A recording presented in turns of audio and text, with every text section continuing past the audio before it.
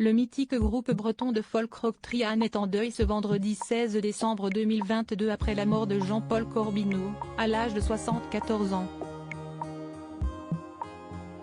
Jean-Paul est décédé d'une longue maladie, a indiqué son compère Jean Choquin à l'AFP, en citant la famille du défunt. On est sous le choc avec Jean-Louis, le troisième membre du groupe, note de la rédaction. On savait qu'il était malade mais on espérait, a-t-il ajouté, alors qu'il a également confié pour Ouest France que Jean-Paul a été très courageux, qu'il ne s'est jamais plaint, et qu'il a toujours été de l'avant. Le 11 septembre 2021, Trian faisait ses adieux au public à Nantes, avec son Ken à vautour, marquant ainsi la fin de quelques 1700 concerts proposés en un peu plus de 50 ans de scène. Une longévité exceptionnelle de la part de ces trois hommes qui ont largement contribué à populariser la musique bretonne avec des tubes comme La Jument de Michao ou Dans les prisons de Nantes.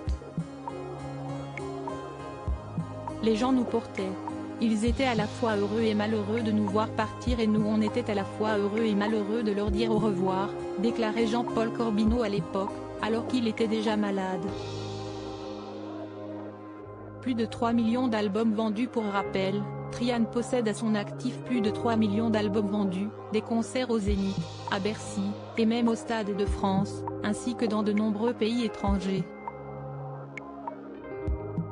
En France, ils ont battu le record de longévité des frères Jacques, célèbre quatuor vocal, actif de 1946 à 1982, composé d'André Bellec, Georges Bellec, François Soubeyran et Paul Touraine.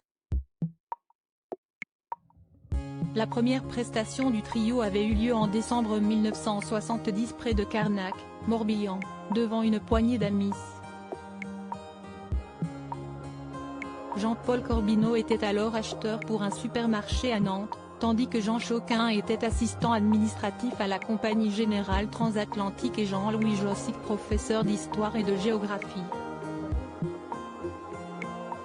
Depuis, ils ont donc marqué l'histoire de la musique bretonne à vie.